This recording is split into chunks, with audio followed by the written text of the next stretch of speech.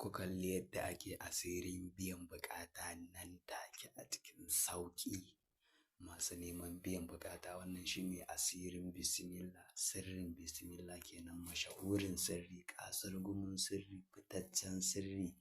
wanda ya shahara wajen biyan buƙatar mutum nan take a cikin sauƙi. Duk girman buƙatarka Allah zai biya ma ita nan take a cikin sauƙi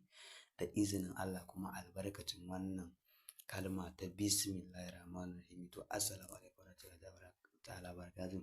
Muna kuma fatan alkhairi ga matakin fatan alkhairi da ƙasashe daban-daban, jihohi daban-daban, mutane daban-daban su kira mu suke saka mu ayyuka da kuma masu neman mu ta WhatsApp domin ƙarin bayani da masu kira mu suke saka mu ayyuka mabambanta kan musamman mutanen mu na ƙasashe daban-daban kamar irin su Nijar, kamar Libya, Chad, Taiwan, Qatar, South Africa, Burkina Faso, kamar irin su Tanzania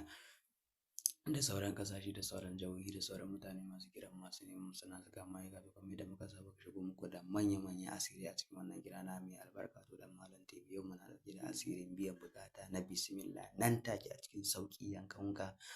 nan take a cikin sauƙi buƙatar ka za ta biya insha Allah rabbi da izinin Allah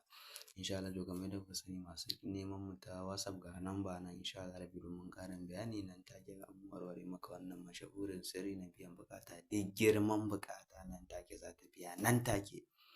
wallahi azim nan take a cikin sauƙi.